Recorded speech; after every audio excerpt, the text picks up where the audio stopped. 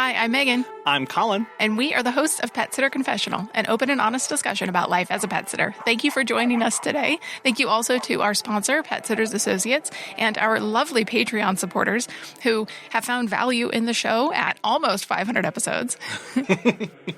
We are appreciative of their contribution. If you too have found a few episodes that you've enjoyed and want to keep the show going, you can go to petsitterconfessional.com/support to see all of the ways that you can help out. And the biggest thing there is share an episode with a friend. If you know of a pet sitter or a business owner who you think would benefit from the episode, share it with them.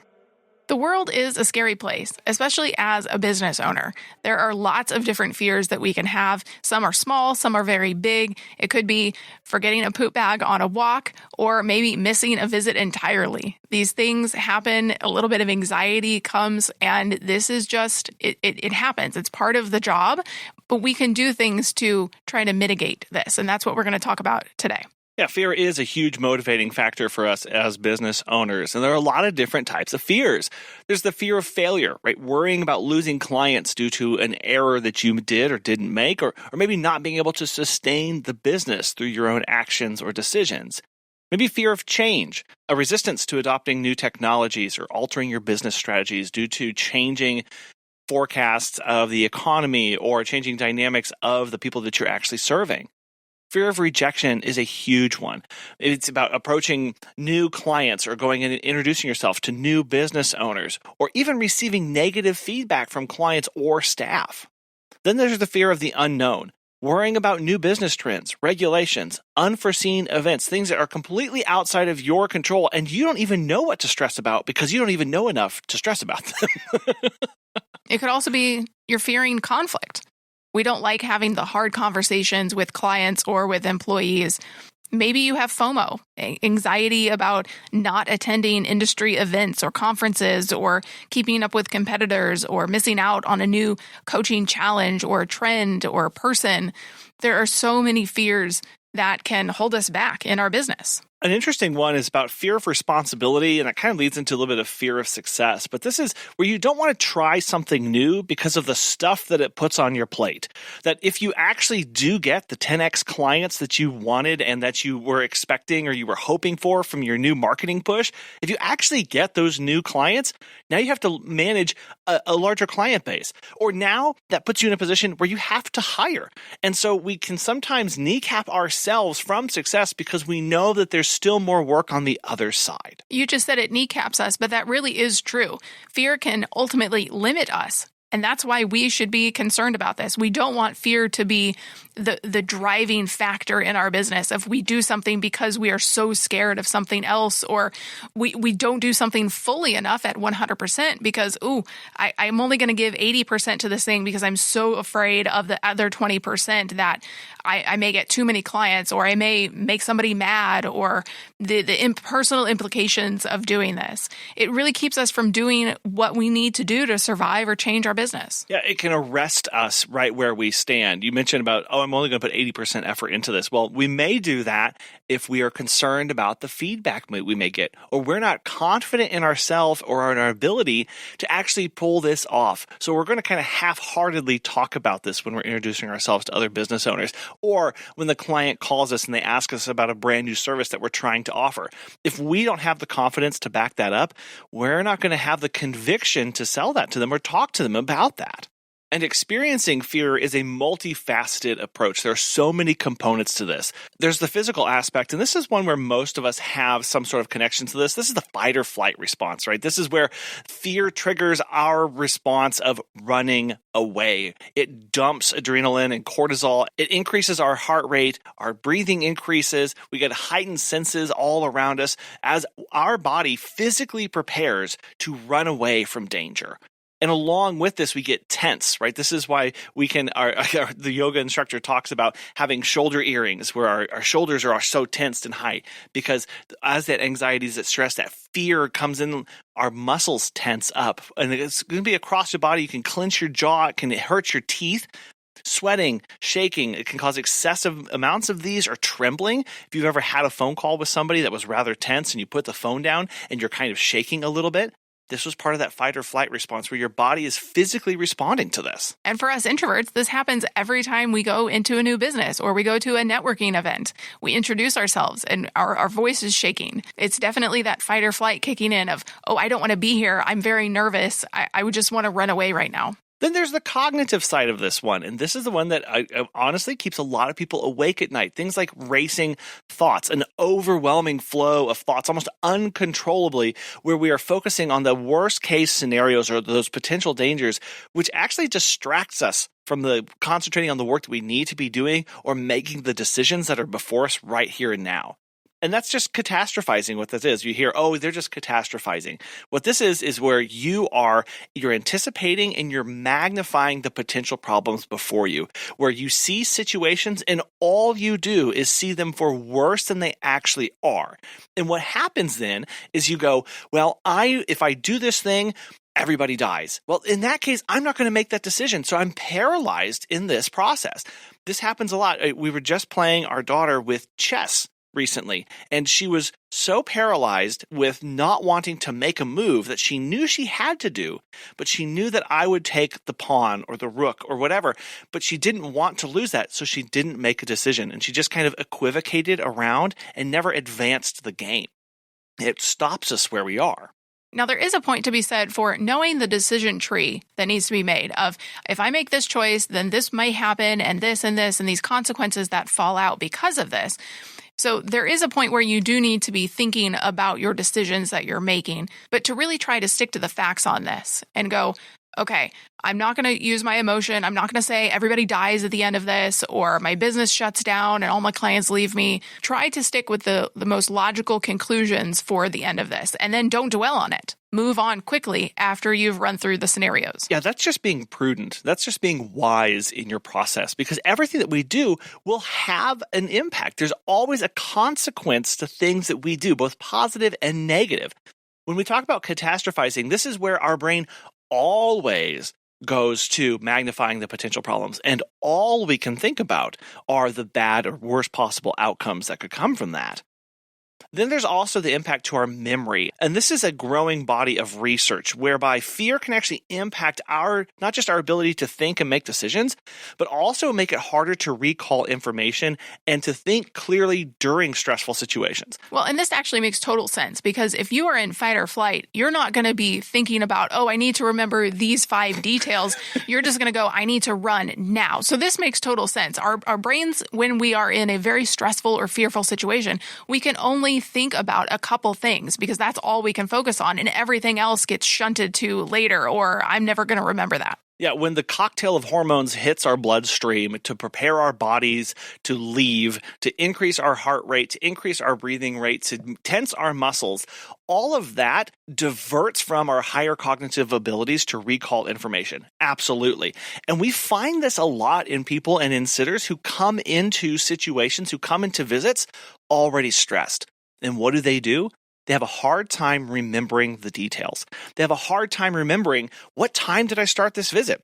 This is a classic example of, you look at your phone, you read the notes, and your heart rate's a little bit elevated because you're nervous. It's your first time there, and this client was a little touchy on the phone, and you're not sure what's going on. And then wait, what time was trash day? Did they get medications today? Well, I just read that information. Let me read it again. All based out of this fear response that we have by being in that new situation. And unfortunately, another aspect of fear that can manifest in our cognitive is that this can lead to persistent and unwanted thoughts that are difficult to control. Really almost always centered around an object or the situation causing the fear. So we are obsessively focused on that dog getting away from us, or we're obsessively focused on that dog lashing out and biting us, even though there's no obvious signs that that's going to happen. All our brain can do is don't get bit, don't get bit, don't get bit, don't get bit, don't get bit. So every situation starts to be, this dog's about to bite me. And so we change our behavior and we don't do the things that we need to do running our business. Well, I was even going to say locking the door. Did I lock the door? Did I actually lock the door? Am I sure I locked the door? I'm so focused on locking the door that maybe I'm not focused on other things, or I've convinced myself that I definitely did not lock the door, even though I remember myself locking the door. But did I actually lock the door? And because of that, fear can really change our emotional and behavioral modes. One of those is avoidance. We don't want to do this thing at all. We steer clear of situations or people or activities that trigger this fear because we don't want to feel that fear at all. It can limit opportunities and hinder our growth, our personal, our professional growth, and potentially make us angry and irritable.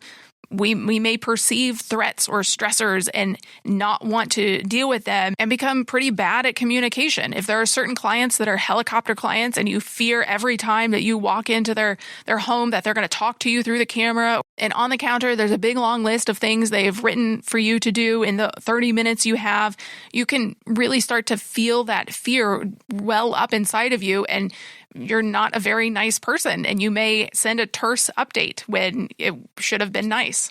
Or think of it as, the last time I went down that road or I took that route, there was a massive accident and I was 35 minutes late to my visit and threw off my entire night. So I'm never going to go down that road again. I'm going to avoid that. And it can lead us to changing our entire behavior when it actually would be beneficial for us to go down that road.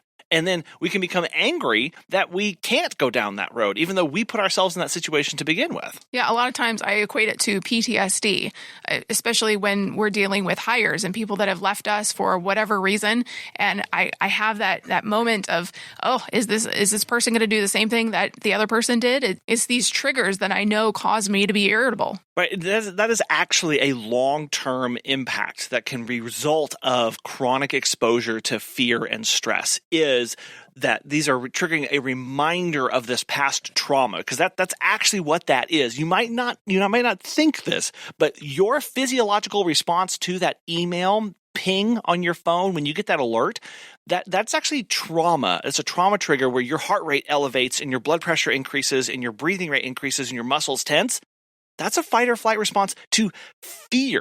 And just like Megan said, we've had some really nasty emails come through from former staff, from former clients of ours or potential clients, just ripping us up one side down the other. And now whenever an email pings, it can cause our heart rate to elevate. That's trauma, right? And it can also be accompanied by flashbacks, nightmares, and severe emotional distress because of those previous experiences. And that can lead to withdrawal from social interactions. Again, this kind of avoidance thing where we want to, because we feel lonely, because we feel isolated, we then in turn decrease our access to other people, and we stop attending these things that we once did because we don't feel like we're worthy of that. And we don't feel like others are there to support us in our own life. But there are things that we can do about this. We've been Debbie Downers for a few minutes now, but there are ways to overcome this. Yeah, fear not. Fear not, exactly. Pun intended. But before we get to that, we'd like to tell you about our friends at Pet Sitters Associates. As pet care professionals, your clients trust you to care for their furry family members, and that's why Pet Sitters Associates is here to help. For over 20 years, they've provided thousands of members with quality pet care insurance. Because you work in the pet care industry, you can take your career to the next level with flexible coverage options, client connections, and complete freedom in running your business. Learn why Pet Sitters Associates is the perfect fit for you and get a free quote at petsitllc.com. You can get a discount when joining by clicking membership Pet Sitter Confessional and use the discount code Confessional when you go to checkout. Check out the benefits of membership and insurance once again at petsitllc.com. The first way that we can overcome fear is by education and preparation. These are key things: continuous learning, investing that time in learning about new pet care techniques, business management skills, industry trends, listening to audiobooks, podcasts, reading actual physical books, going to conferences, attending workshops. These are all things that are going to keep you well informed, ready to tackle challenges that arise. Because when you are prepared, you can't be prepared for everything, but when you are prepared, you can be more confident stepping into situations. Maybe you're going to create detailed plans and contingency strategies. A lot of people in Florida have hurricane plans. Here in the Midwest, we have tornado emergency plans. When you have strategies, it can mitigate that fear by providing clear steps to follow in a variety of scenarios. Again, you cannot be prepared for everything, but when you regularly update your knowledge and you stay prepared, it can help you feel more in control. That's what we want. We want businesses that we can control. That's why we are not employees of some other company. We are the CEOs. We are the bosses. We want to be in control as much as we possibly can and not very anxious. Yeah, and a lot of this flows from the fear of being inadequate or a feeling of inadequacy of not really knowing what's going on. So this is where we listen to that fear and we go, okay, this is telling me something. This is telling me about myself that I need to listen to for just a moment and see, where is this coming from? Why is this fear here? And if I feel inadequate and I have these fears and anxieties about what I would do in a hurricane, what can I learn to help alleviate that? What kind of plans can I put into place? Who can I talk to work through that? So at the end of the day, when those fears start to bubble up again, I can reach over, I can pull the hurricane preparedness plan off of the desk and put it down, and I can actually read through it. And I can know it's right here. And I've rehearsed it so that when fear kicks in, because here's the other thing, we just mentioned that when fear kicks in, our cognitive ability to make decisions and recall information plummets through the roof because we're getting ready to run away for our lives. So how in the world can we trust ourselves to act appropriately in those situations? Practice and rehearsal, and more practice and more rehearsal, so that by the time the emergency happens, if and honestly when it does, you have this muscle memory of, in the situation, I do boom, boom, boom, boom, boom, and it's not on me because I've practiced it so much. Talk to any emergency preparedness individual or talk to any first responder about how they go through those motions and how they work those scenes, and when they come upon them, they don't know what's going on. They've practiced so much. It's almost on autopilot. Yeah, it's that visualization.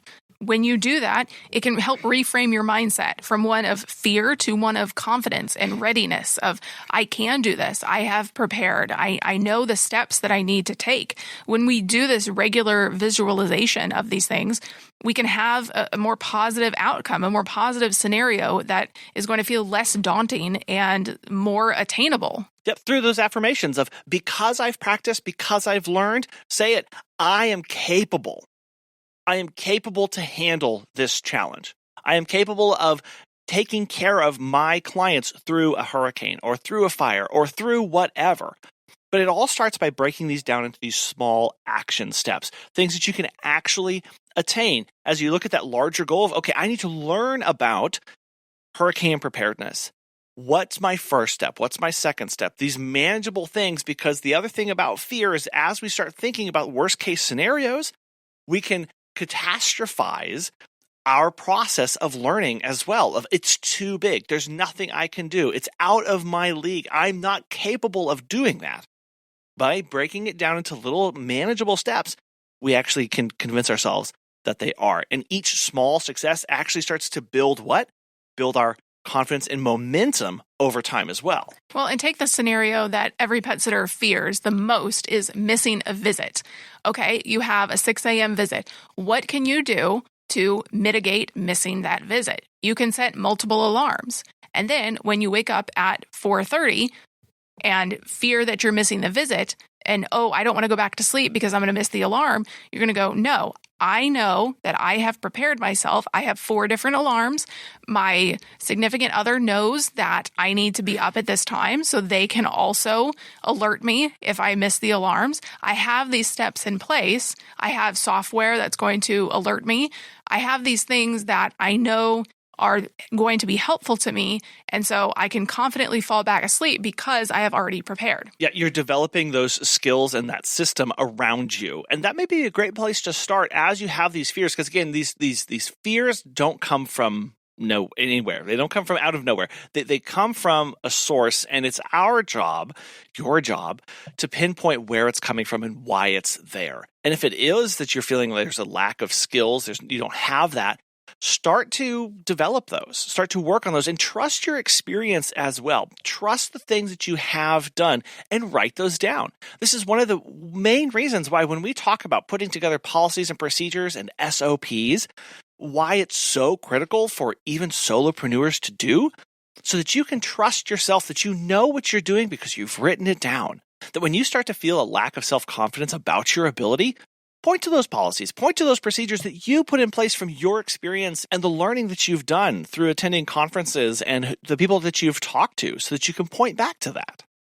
One of my biggest fears in both life and business is things outside of my control, which is actually most things in life because we can really only control ourselves. We can't control how other people react to the things that we say. I mean, we could be kind with our words, but ultimately we're not responsible for how they take things. We are in control of our policies and procedures, but we aren't in control of how clients treat us or the things that they ask of us. And so my biggest fear really manifests itself because we have employees and I can't control what they do. Sometimes they're not available. Sometimes they don't do the job as well as I would have liked. And so knowing that we have policies and procedures that can always be amended, we're always adding things, we can always train them better and on new things. And so when these uncontrolled things happen, I remind myself that there is a greater purpose in this, that our mission, vision, goals, values for our company are ultimately going to be fulfilled and that I can learn a lesson from everything that happens. And so when I focus on the bigger picture, the little things that may irritate me or get under my skin don't seem as bad because I know that ultimately we can make a better company based off of these lessons that we've learned and that these trials will happen, but greater success is going to come from them. I know one of my biggest fears is in making the one decision that will ruin everything, whether that's with a hire or taking on a client or saying no to something or moving forward with a service or writing ad copy for something. Just knowing that I fear of being one decision away from ruining it all. And one thing that really helps me through this is actually having a really great support system and having Megan remind me of all the other decisions that I've made that have actually paid off and have actually been really beneficial. Being connected to other business owners who can speak into my life and say, hey, well, you're actually running a pretty cool business and you're doing this really cool stuff. And we love the things that we're seeing and what we're doing. So being part of that community of other people who can understand where I'm coming from and understand that same fear and actually help boost me up when I'm feeling really down or I'm feeling really concerned about these big things that are coming up, because I tend to avoid them entirely. And I'll just archive the email again so that I don't see it and just shuffle it off my plate so I don't have to make that decision because I'm worried about screwing it up. And so whether you are looking for a support system, whether that's in a broader community, that's local, online, whether that's in our Sitter Confessionals group, or whether you go after actually a mentor or a coach, someone who can come alongside you and work with you on your specific issues and your specific concerns to reassure you with directed practical advice from their own experiences, whatever that is, I think that having a support system is really beneficial, especially as we work through the fears that we have. Because it's not going to be very helpful if you wake up at 3 a.m. every morning stressing about what you're going to do for the next day or stressing about the fears that may or may not happen in your business, and you don't have anybody to talk about it with or share it with or bounce ideas off of. Have you ever dealt with this? How did you work through it? Or maybe you can just brainstorm and they can pour into you what they see and how they think you can help yourself. Now, support groups are also really important for helping you celebrate your successes through acknowledgement and recognition. Regularly acknowledging and celebrating your achievements, no matter how small, will help boost your confidence and motivate you to keep moving forward. It actually helps reinforce those positive behaviors, those changes that you're trying to make, and so that you can look back and see the progress that you've made, which ultimately makes you more resilient to fear because you know how you've worked through it in the past. Whether you have someone to help you through this or not, recognize your progress because it will help you shift your focus from what you haven't done or what you are worried about to what you've actually achieved and to what you've actually worked hard towards. It'll help build a stronger, more confident mindset over time. We've talked about a lot of things, but practically, what do we do with this? Well, it all starts with your risk management. Know how much you can tolerate and how much you are willing to accept into your business. How much risk? A great thing to look into for this is having clear and concise, detailed contracts that will protect both you and your clients. Really here helping to reduce misunderstandings and potential conflicts. Because if we have a fear about if a client disrespecting us, or we have a fear about if a client saying bad things or not doing what they were supposed to do, put it in writing so that you can, if there is a conflict, you can point back to the black and white piece of paper and say, this is what you agreed to. Having clearly defined terms and conditions will set expectations and provide a framework for handling any issues. Have a conflict resolution part of your contract. What processes do you go through? What evidence will you accept? And defining terms is so important. We see this a lot on Facebook groups of, my client is mad at me because I left for X number of hours. But nothing was ever clearly defined about what their pet care looked like, what their in-home sitting included. How many hours of care did it actually get the client? So that when somebody has a question, you can point again back to what they agreed to and what you have in writing. And also having insurance. If you have a fear of people suing you and having financial obligations beyond what you could afford, have comprehensive pet care insurance that will give you peace of mind in that financial protection in case of accidents or those unforeseen events. If you're constantly worried about the fire or about the dog getting out or about damage happening from a stressed out dog and worrying about if you board in your home and you're worried about the dogs destroying things, make sure you have the proper insurance to cover those. And regularly reviewing and updating your insurance policies is crucial so that you have adequate protection for the services you actually provide. If over the last year you've added pet taxi or you've added more grooming or you've added whatever service, make sure you have that insurance to cover that so that you don't have to worry about those possible things that can come up. I think a lot of this comes down to two things.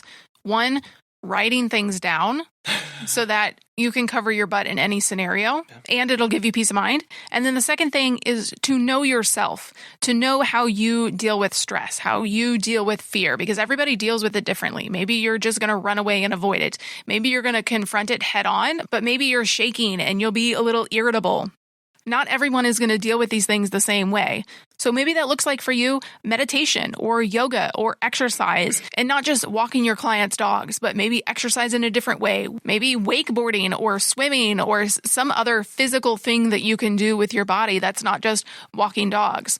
This job is mentally taxing, so maybe you just sit and breathe. That's okay too. If that's how you deal with fear and stress, and you block everything out of your mind and you just focus on the here and now. And if a thought comes to your mind, you tell it, not now. Finding the motivation to push through the fear is the biggest struggle. So take one step at a time and find something that makes you move, that makes you decide, that makes you push through the fear. I know for us, our kids are the biggest factor in our life. When something scary comes up, when an email pops up that I don't want to deal with, I know that at the end of the day, I have to deal with that email for the benefit of our kids because it impacts our business and our ability to provide a life for them. Whatever that is for you, find the thing that you have to push through the things to get through. Keep the long term in mind. Have that goal out there. Because at the end of the day, we don't want to sit and regret letting the fearful thing that happened at 9 a.m. on a Tuesday keep us from that long-term goal that we want, because that goal is worth it. Whatever that is for you, it's worth pushing through the fear. It's worth pushing through the scary things that come up. It's worth the effort that goes into all of the planning, all of the education, all of the policies, all of the team, all of the support, all of the mental work. That's worth it. Find that thing for you. So think about how you handle your fears in your personal or business life. Are they holding you back from things that you want to achieve and goals you want to set? If you'd like to share those with other pet sitters and dog walkers and how you've overcome those, you can email us at feedback@petsitterconfessional.com. Thank you for joining us today and listening to this. We also want to thank Pet Sitters Associates for sponsoring today's episode. We will talk with you next time. Bye.